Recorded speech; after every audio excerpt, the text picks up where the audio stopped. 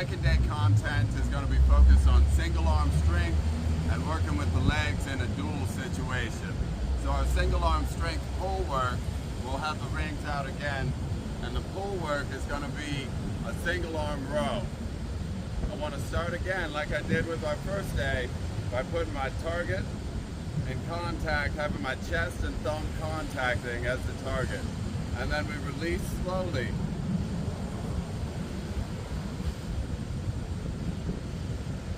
All right, yank right back up. Slow release is going to be our key here, all the way out and to the side. All right, right back up.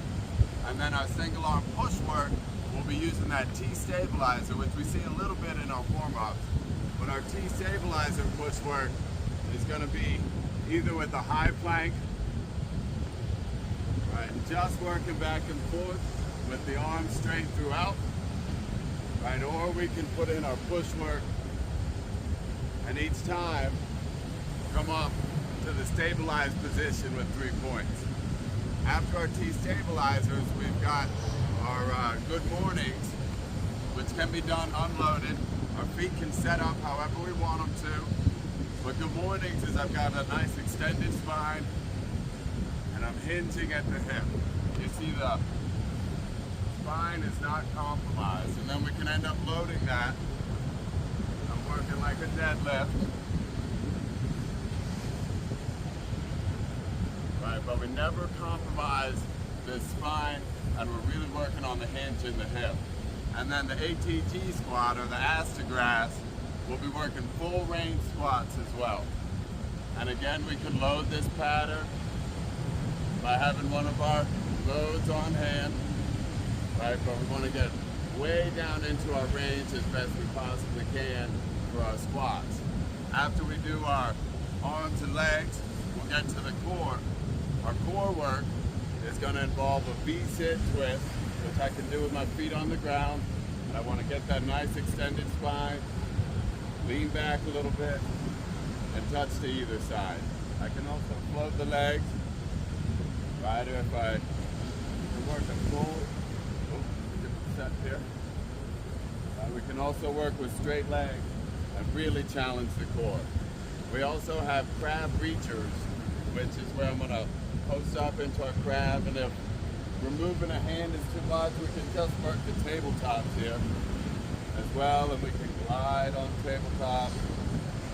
Right, but the full reach is like so, coming up with one hand, right, and opening up this hip here.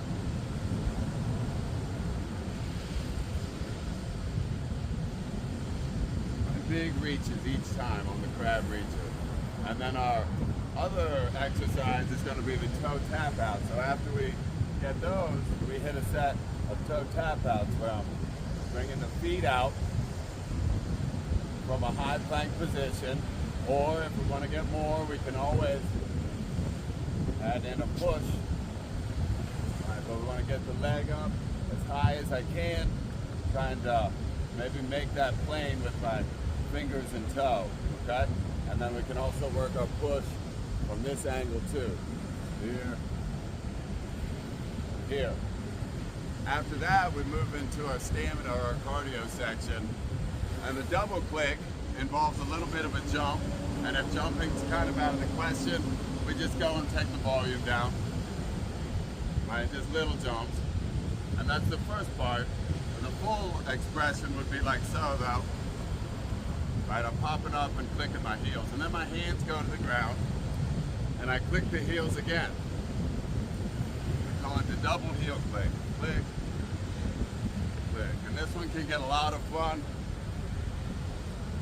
involved if you're into press work and inversions and so on. We can have a lot of fun with it. We can also get more dynamic.